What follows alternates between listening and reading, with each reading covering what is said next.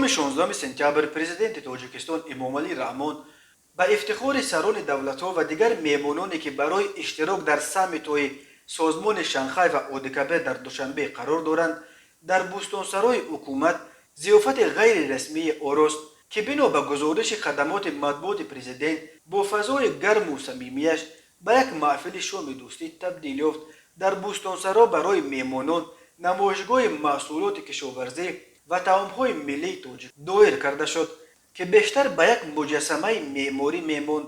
از میوه و سبزیجات و میوه‌های خشک در راه و گلگشت‌های بوستانسرای حکومتی کوه و اهرام و شرشره و حتی جوی و دریا ساخته بودند و دیده میشد که تمام صحن و گلگشت‌های یک گوشه بوستانسرا در درون میوه و سبزیجات غرق شده است.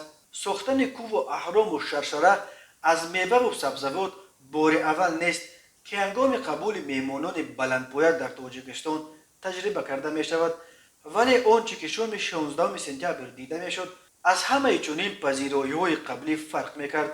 نمایشگاه محصولات کشاورزی و طعام‌های ملی تاجیکستان در موضع زیبای و نظرربای بوستانسرای حکومتی تشکیل کرده شد.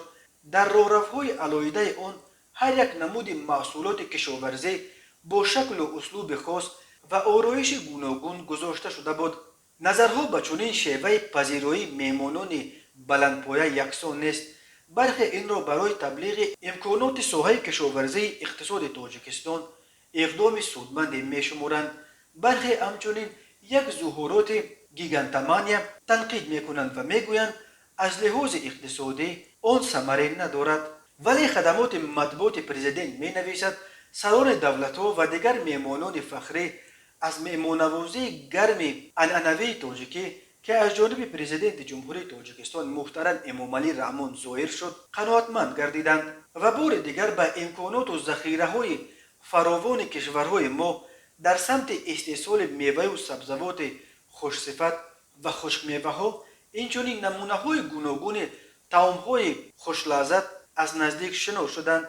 مهمانان عالی‌قدر با احساس بلند به طبیعت زیبای تاجیکستان و طعام‌های ملی و میهمانداری تاجیکی شیفته بودن خود را ابراز داشتند.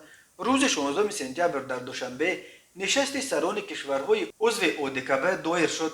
روز 17 سپتامبر نشست جشنی سازمان همکاری‌های شانگهای بخشیده به سالگرد 20 تأسیس این سازمان دایر می شود و همچنین در یک نشست مشترک این دو سازمان که در چنین چارچوب بار اول دایر می شود سران اودکبه و سازمان شانگهای وضع افغانستان را بررسی می کنند. رهبران کشورهای اساسی تصمیم گیر در این دو سازمان رهبر خطای سی جین پین، پرزیدنت روسیه ولادیمیر پوتین و سروزیر هند نریندرا مودی به دوشنبه نآمدند و در این نشست‌ها به شکل آنلاین اشتراک می‌کنند. ناظران امور میگویند به سبب حضور مستقیم نداشتن آنها گمان است که رهبران کشورها بتوانند در مسائل مهم بخصوص افغانستان تصمیم‌های جدی بگیرند.